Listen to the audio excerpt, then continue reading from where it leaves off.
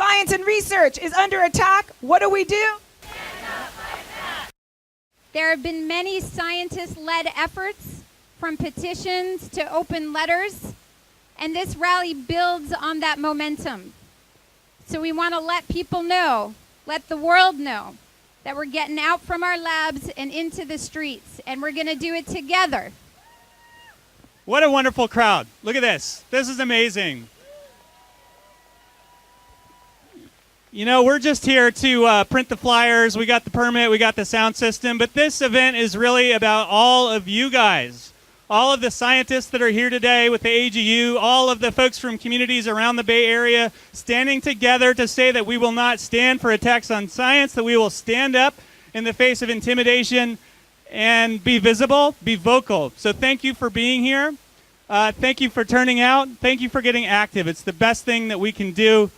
Don't get depressed. Take action. Thank you for being here. Great. Thank you, Brant. My name is Becca Economopoulos. I'm with the Natural History Museum. And I just want to start by saying that science is about asking hard questions. It's about the relentless pursuit of truth. It is not a thing, it's a process. It is a habit of mind. And it is absolutely essential to our collective well-being. In this era of fake news and anti-science and anti-knowledge, we all need to stand up for science.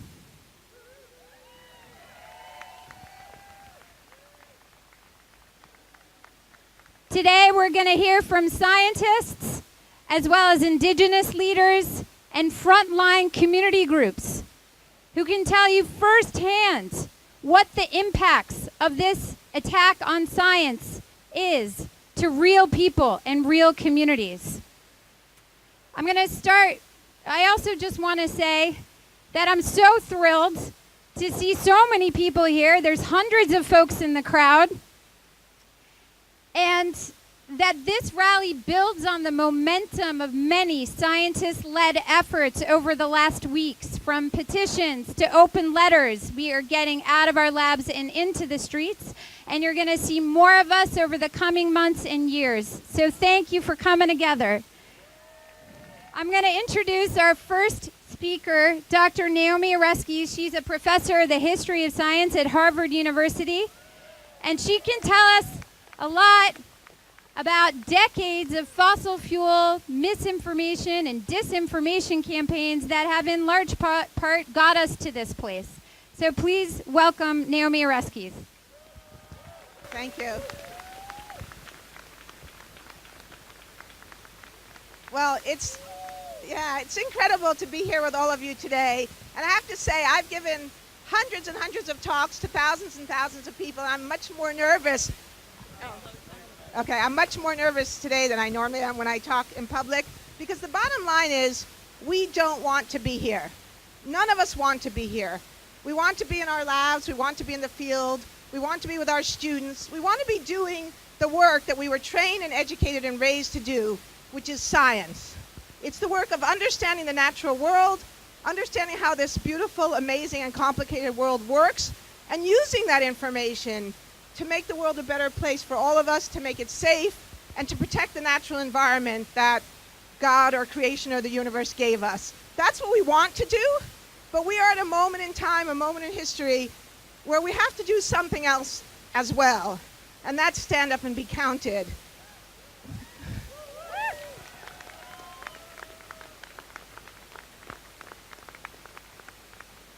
This is a frightening moment.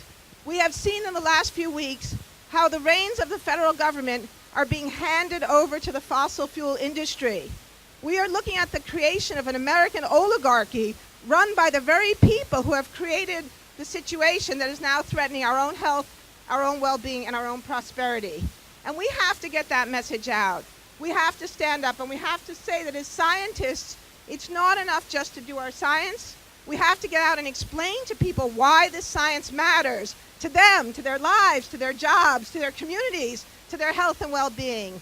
and to their prosperity, because climate change is going to cost every American a lot of money. And ExxonMobil is going to go to the Russian Arctic and make trillions, and we, the American people, are going to be picking up the pieces and paying the bill. And that's not okay. So, what I want to say to everyone who's here today, it's absolutely fantastic you're here, but it's just the first step. As someone just said, don't get depressed, don't get upset, get organized, get to work. We have work to do. I see that Citizens Climate Lobby are here. They are amazing, on the ground, grassroots, fighting for a price on carbon. The single most important thing we can do, because this is a difficult, complicated issue, but the single most important thing we can do is to put a price on carbon so we all pay the true cost of fossil fuels. And Citizens Climate Lobby is out there working in every state of this union, mobilizing Republicans, Democrats, and independents to work for that.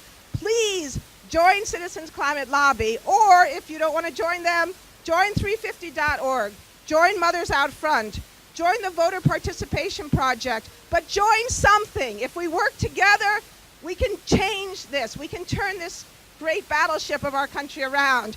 But it means every one of us has to get to work. A lot of us have been a little bit complacent. A lot of us, especially scientists, have thought it's not our job, it's someone else's job. But it is our job. It's all of our jobs. So please, pick an organization of your choice. All the last couple weeks I've been tweeting about all kinds of great organizations. Donate time, donate money, but do something. Don't get depressed, get to work. Thank you very much. Thank you, Naomi.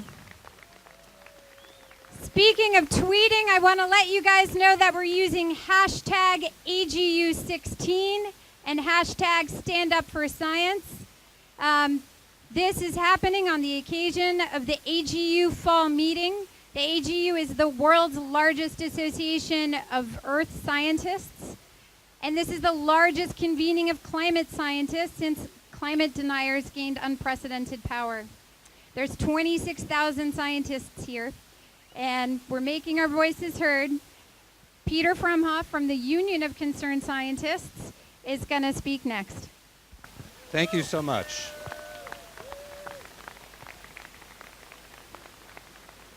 What a beautiful crowd this is. Thank you all for coming out today.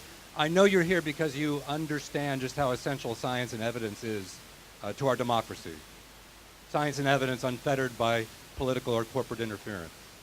Science and evidence that has for decades served as the bedrock for the development of public policies, from the Clean Air Act to the Clean Water Act, the Endangered Species Act, and we can go on, to the Paris Agreement on climate change, that are designed to protect public health and the environment. And science and evidence that I know you all get is at risk of being deeply interfered with in the context of this incoming administration. I know you share the fear that I have, that so many of us have, that science and evidence is at risk of being ignored, disparaged, and disregarded. We see appointments by the President-elect to the Environmental Protection Agency of a man, Scott Pruitt, who actively disparages climate science.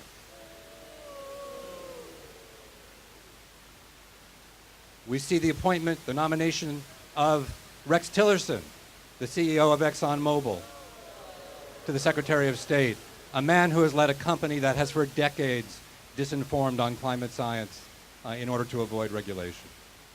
And we see the President-elect himself, President-elect Trump, just on Sunday say that nobody knows if climate change is real.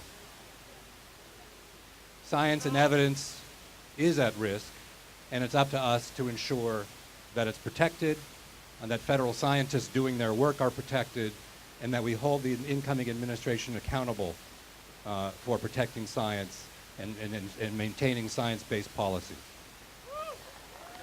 It really is up to us.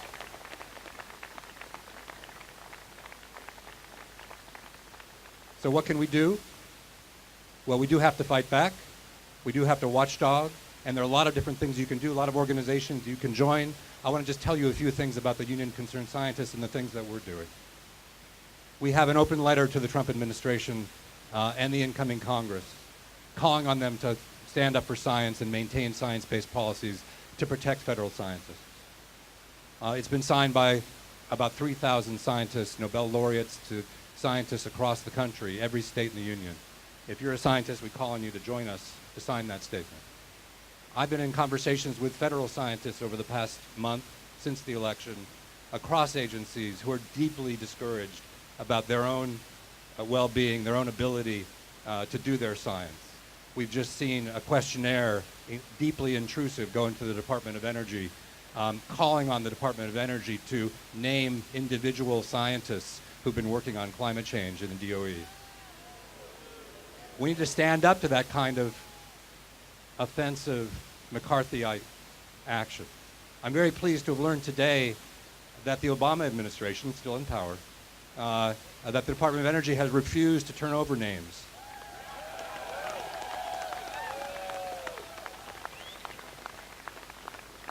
Standing up for science, as we all need to do.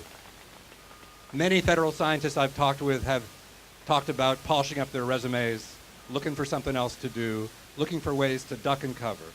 It's a totally understandable response, but it's not the right response. We need scientists in federal agencies and across the country to keep doing their work and to let them know we have their backs. And UCS in particular is going to work to make sure that we're watchdogging misinformation in this administration. This is a movie that we've seen in part before during the George W. Bush administration. This may be the opening scenes of what might be a sequel on steroids. We just don't know yet. But we've got to be paying attention. We've got to be holding the administration accountable. And for example, UCS is going to be working to establish a portal by which scientists anonymously and confidentially working in federal agencies can report misinformation to us, and we can help forestall the worst outcomes of efforts to derail scientific integrity. So I invite you to join with us, join with any organization that's standing up for science, find ways in your own communities, in your own states, across the country to ensure that science and evidence is not dismissed, disparaged, or ignored in the next hopefully only 4 years. Thank you very much. Thank you, Peter. Our next speaker is Leila Salazar, the Executive Director of Amazon Watch. Hi, everyone. Thank you so much for being out here to stand up for science and to stand up for our communities, because that is really what we're out here for.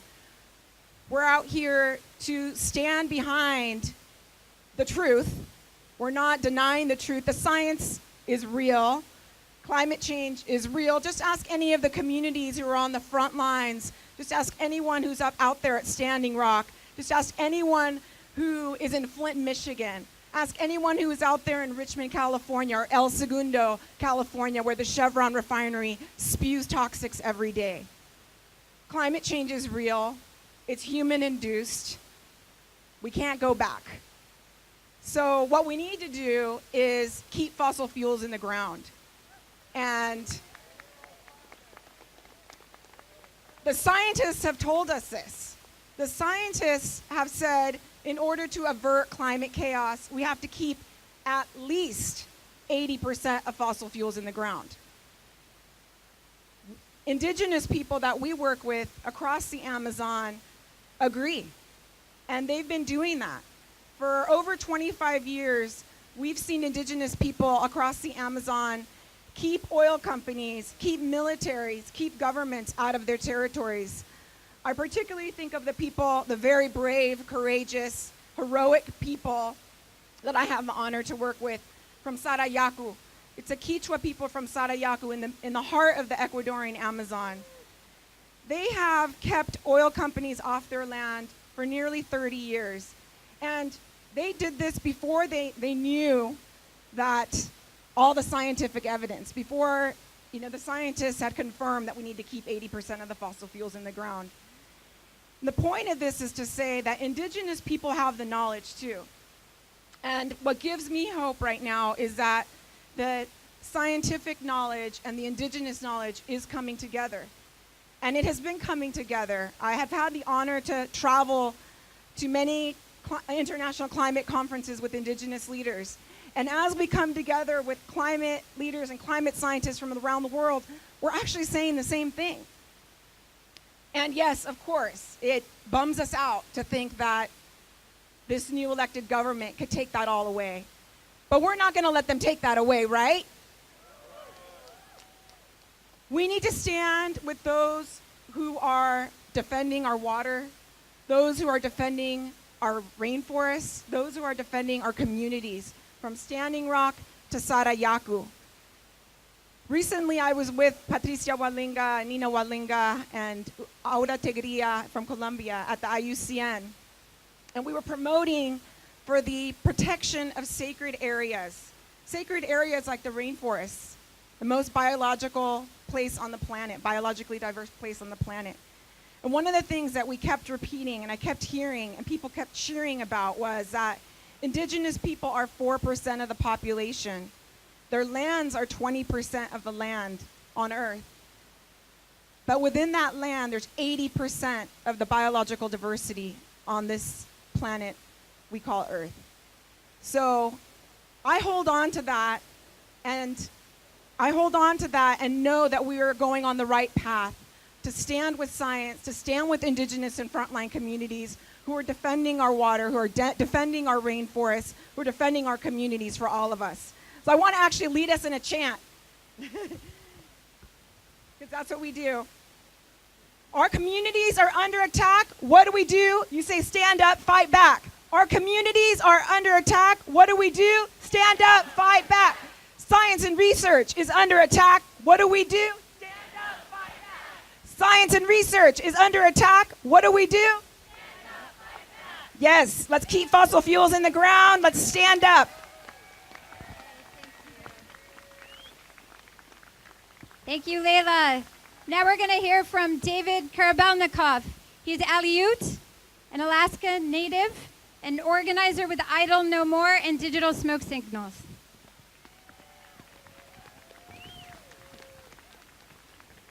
I'm also recently applied to a PhD candidacy at UC Berkeley, so if there's anyone on the admission committee here, I hope you favorably are impressed by this talk. I was wondering when I might get one, but we are working hard, and that group studies energy and climate from an interdisciplinary perspective. I think it's the best research group to be able to pursue looking at the 12 and more, almost 100 imminently threatened communities in Alaska that have to relocate from climate change due to coastal erosion, thawing permafrost, and the direct results of human anthropomorphized induced climate change. And yet no federal agency wants to take lead on this. No federal agency feels it's their responsibility to find new site locations for communities that are being displaced. And some of these communities have been in this situation for 30, 40 years, even longer. Since some since the 70s have been saying we need to relocate. It's not safe for us, where the US government came and built boarding schools at the easiest location for a barge to drop off building materials to start colonizing the minds of indigenous people and taking away the language and the cultures, which also has basis in indigenous science. And if we go back to what we call like the original instructions, which is now talked about in science terminology as sustainability, if you break the original instructions, if you desecrate the sacred systems of life that support life, you are being unsustainable. And it is simply the same thing using different terminology, using slightly different epistemologies, but the result is the same, is that if we destroy our life support systems here, and we have the only generation so far yet to be existing in humanity that has the responsibility to stand up and say, no, we will give a sustainable a life, an earth that can carry on for future generations to the next generations. If we fail in doing that, how selfish will we be? We will be the most selfish generation ever. And that is a legacy I do not want to leave. And so I'm happy to be here. I want to recount a very short story of how indigenous knowledge and science, I believe, are compatible and can work together. And that is in our creation story of the Unungan people. The humans were not humans in the beginning. We were cormorants. We were something like a mythical bird. We were flying around in the heavens, and we saw the volcanoes erupting that were making the Aleutian Islands that were going to be our part of creation. And we saw the most beautiful creature. The Aleut woman was there at the mouth of the volcano, and we flew up to the Creator and pled with him and begged with him, please, please make us to be with her. He says, I can only do it for eternity. He's like, that's all that we want. We want to be with her forever. And so as we came out of the heavens, we came out in our ikiaks, which is our kayaks, our skin boats. They were spiritual, trans-dimensional vessels. Those boats, only a handful of people know how to make them today. There's a nice artifact that you can see at UC Berkeley's Hearst Museum. It was taken from Atka in 1960s without permission. I just was there doing a culture camp. They weren't happy about it. But I want to see that now the digital fabrication has advanced to where we can take biometric measurements, our arms, how long they are, how they proportionally represent us to that boat, and that we can make, digitally fabricated, traditional boats in the way that our ancestors did. And build a relationship both with cutting-edge technology and with traditional and indigenous knowledge. And I think that that is the way forward. And I would hope that the Maori have made a good example of having a goal of 1,000 PhDs. So I would hope to all the scientists here that you find scholarships, you find indigenous people to mentor and educate up to the sciences through terminal degrees, so that we can be creating the new wave of knowledge to make sure that this type of catastrophe never happens again on the political and social systems here.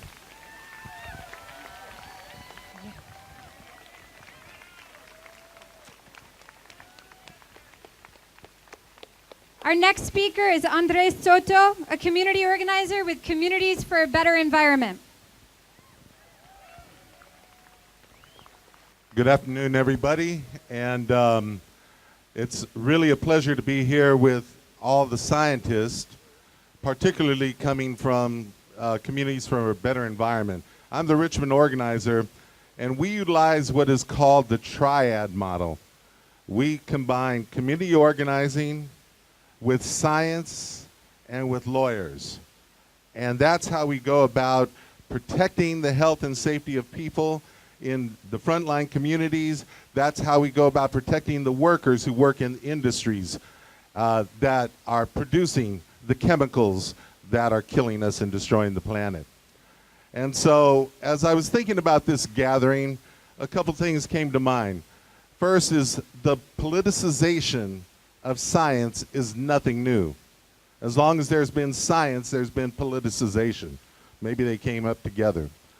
But it reminded me of the fact that back in the 1990s, I was working on the issue of gun control, where we were having, more than 30,000 people a year die from firearms.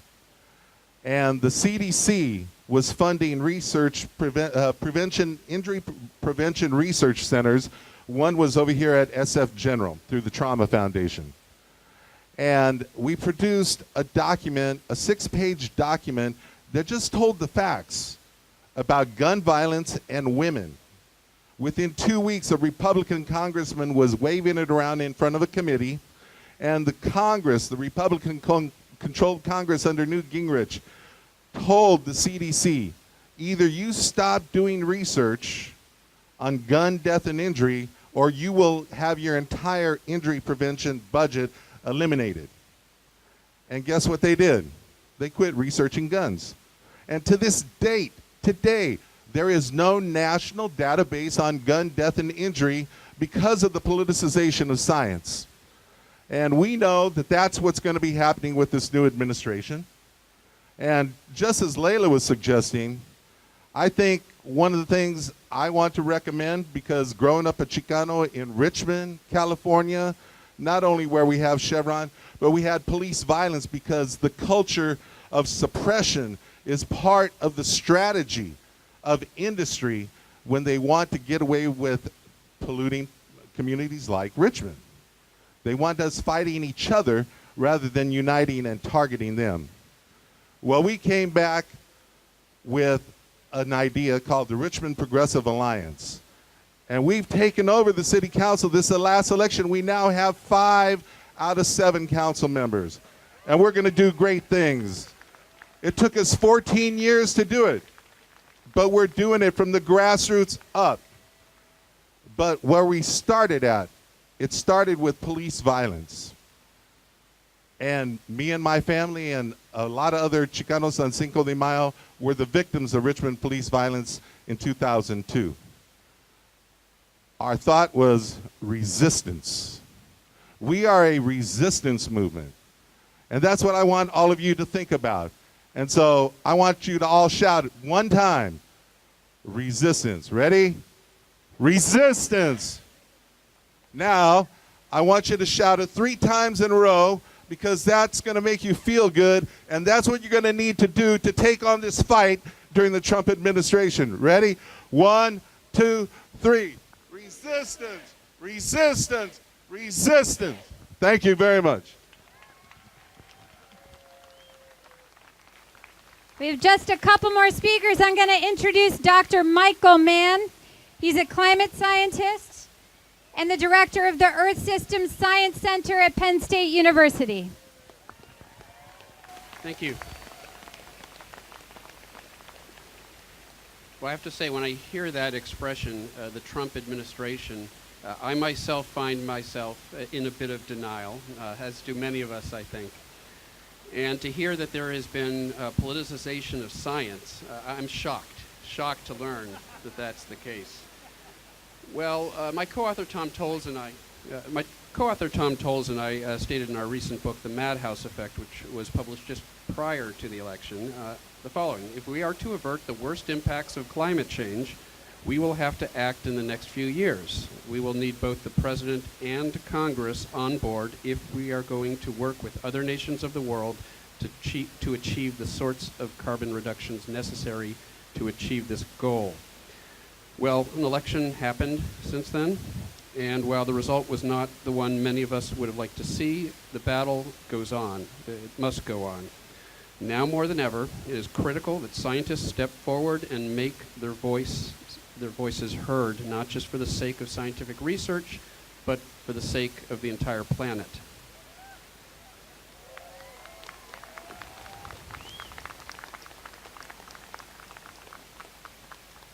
Quoting from the very end of the book. So we have our work before us, we have our task, we have the oceans to preserve, we have the rainforests to protect, we have farmlands and coasts to defend, we have the panoply of spectacular species with which we evolved to shepherd. This is our home. It's time to start acting like it. Thank you.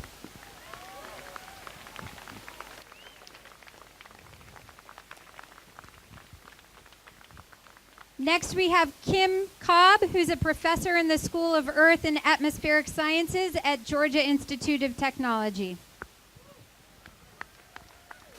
Thanks a lot.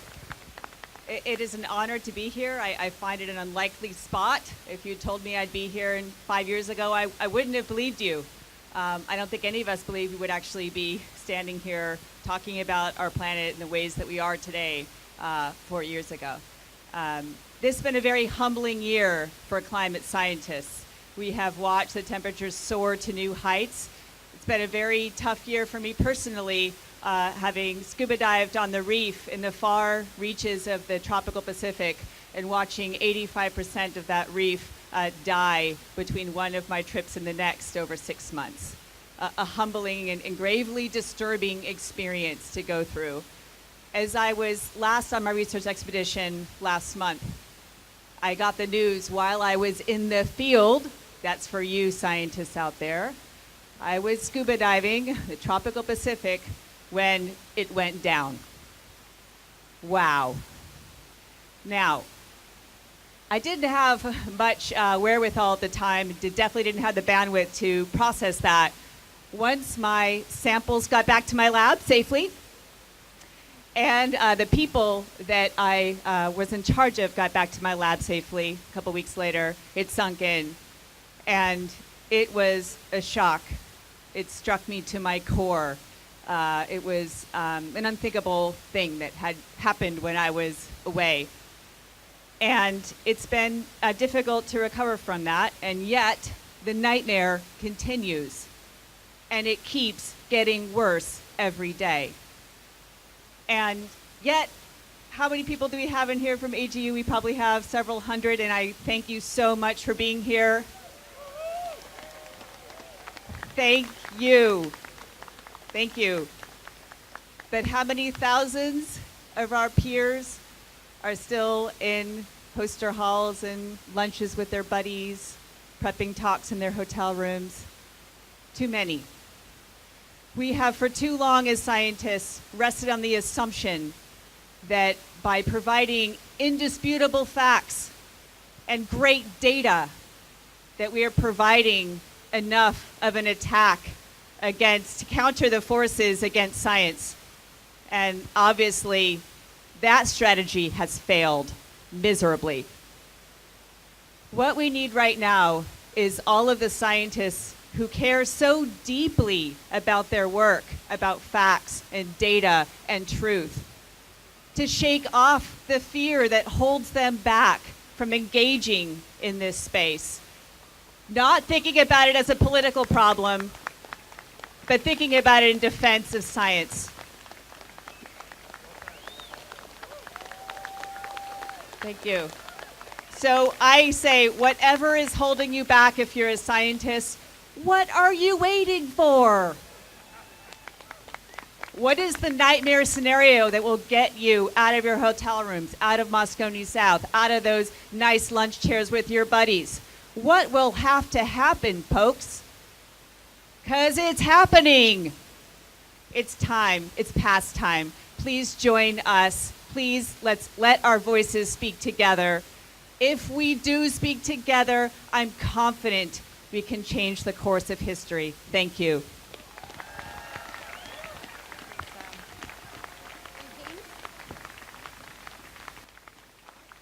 So we have a very special final speaker.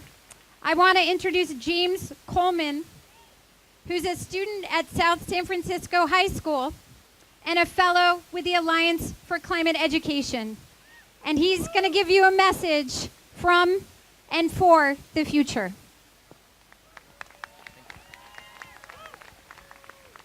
Hello. As a current senior in high school, I'm proud to say that I am an aspiring scientist and climate activist.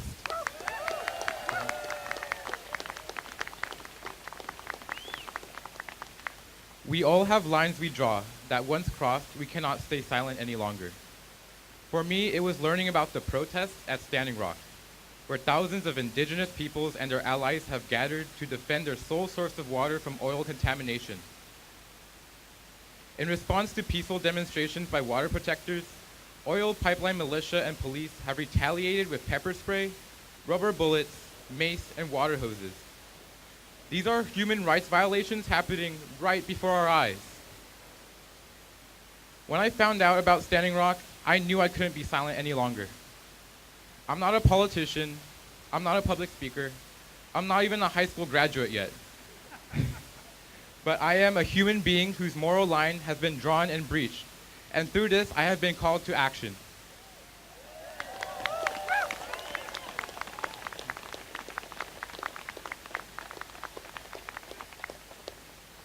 I joined the Alliance for Climate Education as a fellow in August, and here I am today, speaking out in front of a crowd for the very first time, nervous but ever determined to push for climate justice.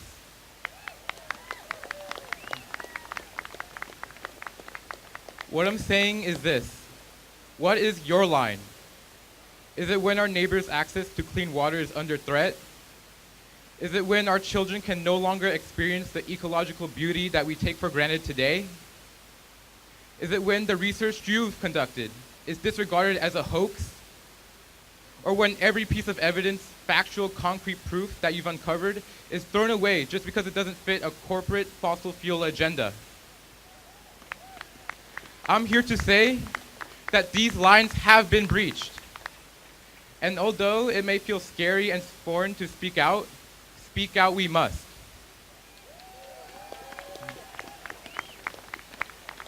Countless people, including youth like me, are being misled about the threats of climate change every day.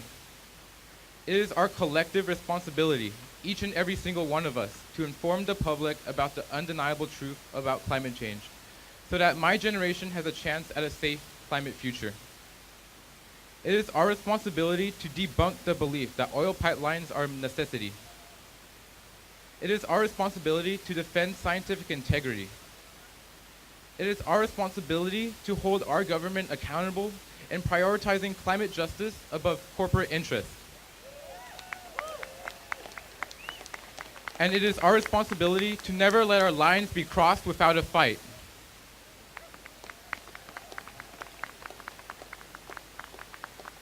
This isn't something that you can hold off until tomorrow or do the night before.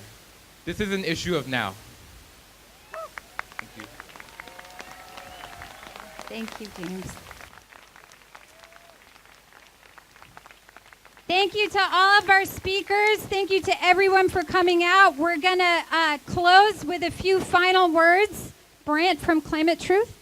I just wanted to thank everybody one more time. Again, climatetruth.org put this together today, together with the Natural History Museum, to show that when we act collectively, we are strong. And so visit us online, climatetruth.org, where you can sign up. If you like what you heard today, you can participate in the future. If you didn't like what you heard today, give us a call, and we'll work it out. Thank you to all of the scientists that participated, all of our speakers today, all of you that came here. Take what you feel now back into that building with you. Tell your friends, bring them out into the street, and let's make some changes. And with that, I'll give it back to Becca to wrap up. Thank you.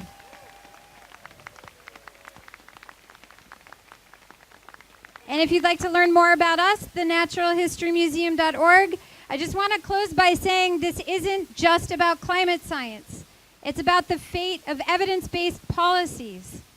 It's about solidarity for communities that are hit hardest by climate impacts and fossil fuels. And it's about taking a moral stand against the war on science. So I thought maybe we could close with a couple of chants. Water is life. Water is life. Protect our communities. Stand up for science. Stand up for science. Out of the labs and into the streets. Thank you.